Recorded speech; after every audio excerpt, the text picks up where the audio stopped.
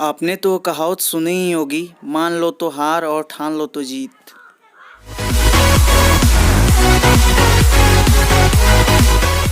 कैसे हैं दोस्तों? आशा करता हूं कि आप बहुत बढ़िया से होंगे। अपने सेहत, फैमिली और पढ़ाई का भी ध्यान जो है आप लोग बहुत अच्छा से रख रहे हैं। मैंने रियल नंबर पे बेसिक वीडियोस मैंने बना रखे हैं। आप मेरे प्ले लिस्ट में जो है नीचे जा कर के आप देख सकते हैं, और वहाँ रियल नंबर पे जो भी जो है संक्रियाएं होती हैं, जो भी ऑपरेशन होते हैं, मैंने उसको क्लियर कर दिया है। 10 वीडियोज हैं उसमें, 10 वीडियोज हैं, उसको आप देख लेते हैं। तो वहाँ से घातांक, करणी, जोड़, घटाव, बोडमास, लघुत्तम समवर्तक, महत्तम समवर्तक, HCF, LCM, ये सारी चीजें जो है वहां क्लियर हो जाएंगे। आज हम लोग जो है अलजेब्रा का बेसिक कंसेप्ट समझेंगे, यानी बीजगणित का बेसिक कंसेप्ट समझेंगे एकदम शुरू से। मान लीजिए कि आपको बीजगणित नहीं आता है, साफ हटाइए, कुछ नहीं आता है, हमें मान के चल रहा है कि आपको कुछ नहीं, आज तक बीजगणित सुने नहीं है। वहां से हम लोग आज चलेंगे कि क्या होता है, कैसे होता है। बहुत सुंदर सुंदर एग्जाम्पल जो है मैंने लिख रखे हैं। अगर इसको आप बढ़िया सुनेंगे, वीडियो लास्ट तक देखेंगे, तो आपको कंसेप्ट, जो बेसिक कंसेप्ट होता है अलजेब्रा का, बहुत अच्छा से समझ में आ जाएगा। बेसिक कंसेप्ट तो आ ही जाएगा।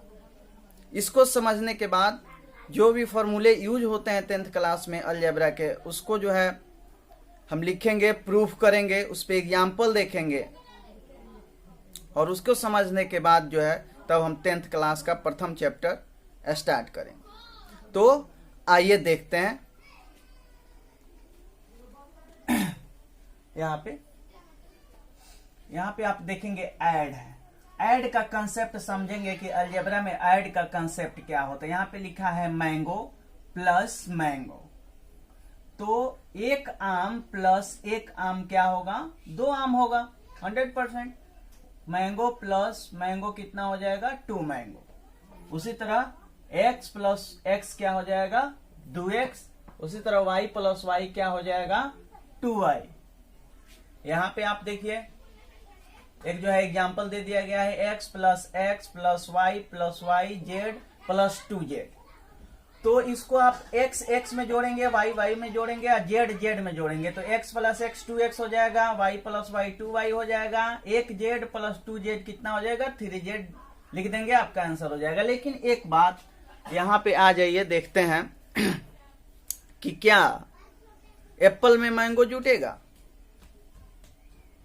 हम ऐड कर सकते हैं, एप्पल में मैंगो ऐड कर सकते हैं। अगर पूछें कि एक एप्पल और एक मैंगो कितना होगा, तो नहीं जुटेगा, एक एप्पल और एक मैंगो ही होगा। तो यहाँ पे देखिए, यहाँ पे मैंगो है, एक मैंगो और 2 मैंगो, कितने मैंगो होंगे?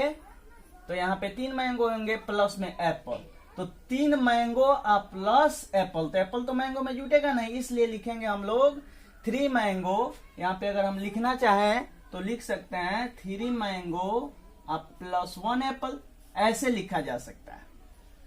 यह कंसेप्ट होता है एडिशन का। एक ही जैसी राशियां जो है आपस में जुटेंगी, अलग अलग राशियां, यानी आम में इमली नहीं जुटेगा, आम में आम ही जुटेगा और इमली में इमली जुटेगा। आइए सब्ट्रैक्शन पे देखते हैं।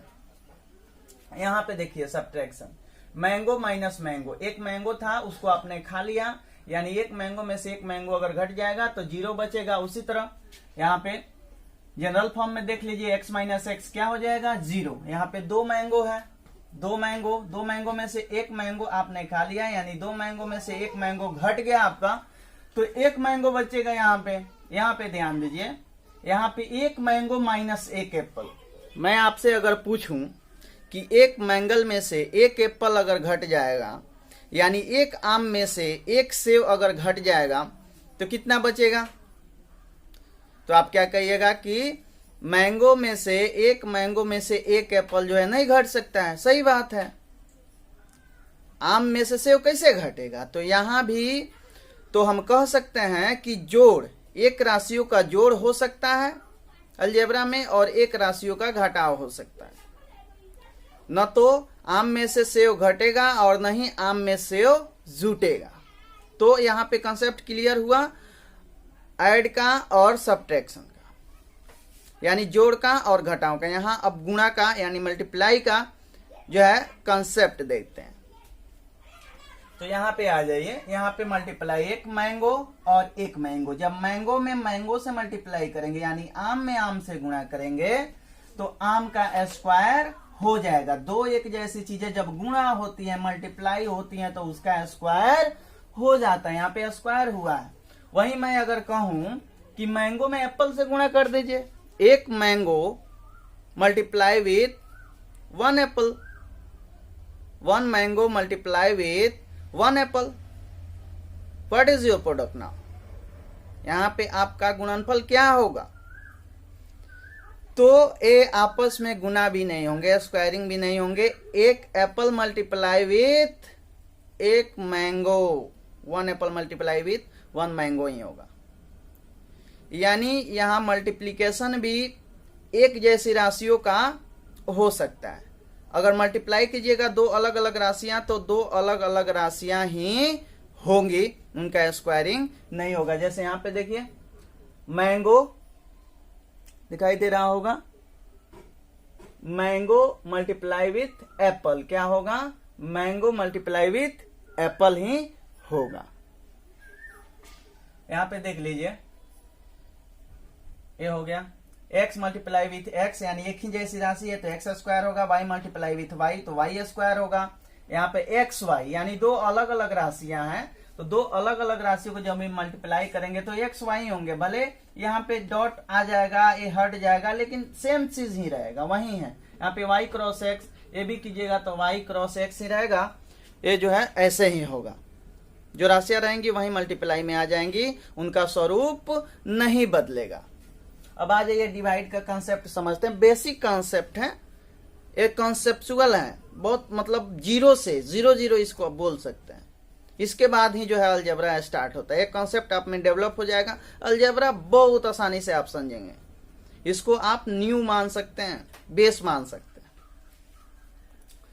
तो यहाँ पे अगर हम देखेंगे डिवाइड, तो यहाँ पे मैंगो अबाई मैंगो, मैंगो अबाई मैंगो, मैंगो में मैंगो से अगर डिवाइड करेंगे आप तो क्या बचेगा? 1, यानी मैंगो से मैंगो डिवाइड हो जाएगा, यानी एक कट जाएगा तो क्या हो जाएगा? 1। उसी तरह x में x से कीजिएगा, ये जनरलाइज हो गया, x में x में कीजिएगा 1 हो जाएगा। अब देखिए यहाँ पे डिवाइड, मैंगो में एप्पल से डिवाइड होगा। मैं अगर पूछूं कि क्या मैंगो में आप एप्पल से डिवाइड कर दीजिएगा, तो आप कहेंगे नहीं।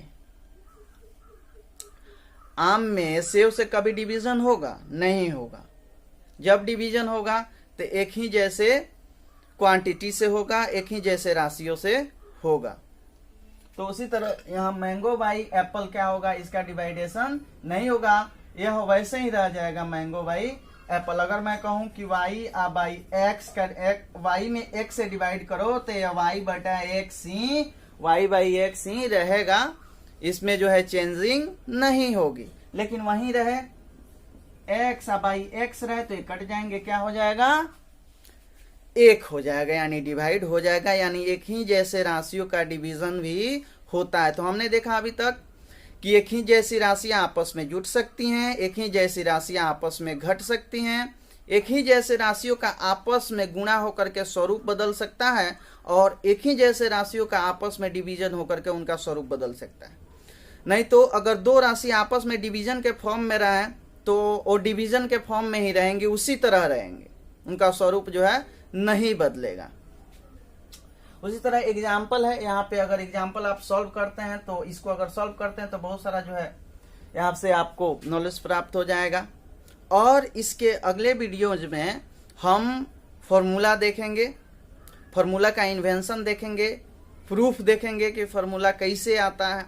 कोई भी चीज हम जो है बिना प्रूफ के नहीं मानेंगे।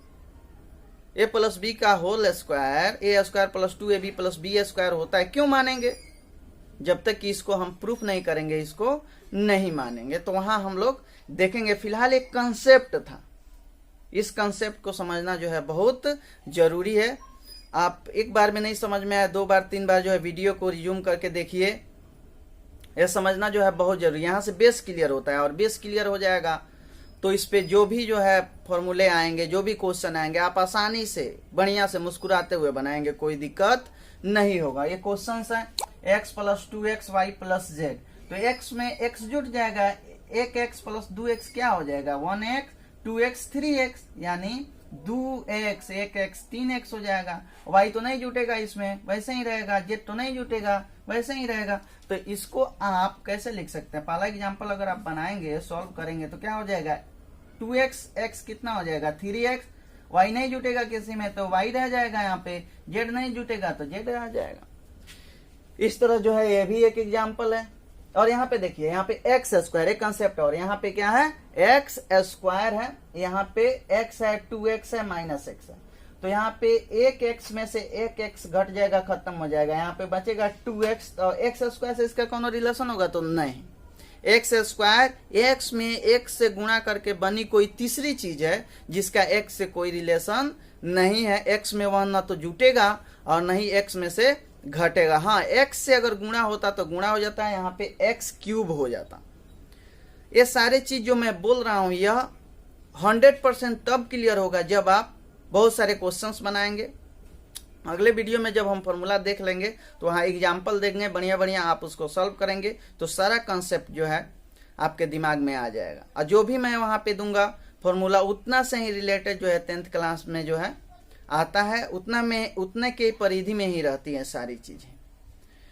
तो आशा करता हूं कि वीडियो जो है आपको समझ में आया होगा। मिलते हैं अगले वीडियो में, तब तक के लिए जय हिंद।